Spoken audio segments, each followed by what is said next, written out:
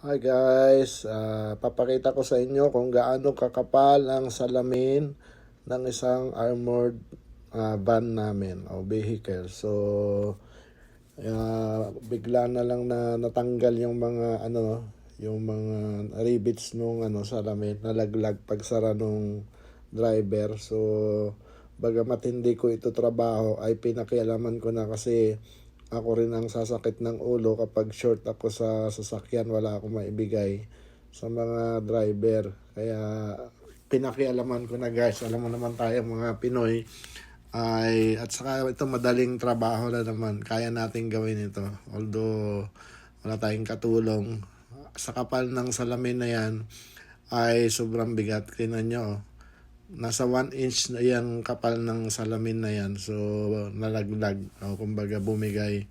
Buti nga hindi tumama sa driver. Kita nyo?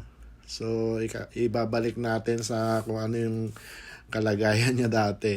Natin, naayusin natin. Ang mahirap kasi, kulang sa tools dahil wala naman kaming shops dito sa garahe. So, gagawa na lang natin ng paraan para pakialaman na lang natin kahit na wala tayong extra bayad para hindi na dadalhin sa latero o sa talyer.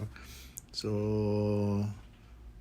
na muna tayo, dagdag points sa amo, palakas ba, baka sakali matanggal yung mga tinanggal ko na yung mga rivets diyan para ibalik sa so kita niyo yung kapal, may pa yun sa gitna, may mga isang plancha, sabi na sa Tagalog, yung steel plate para hindi tumagos yung bala, So yan, solo, walang katulong, pinapanood lang ako. Alam mo naman mga ibang lahi, hanggang sa yan natapos na, may balik ko na sa dati. So ayos na uli. Hanggang sa muli guys, support na lang ang video na to, So like and follow and share or subscribe. Bye, God bless.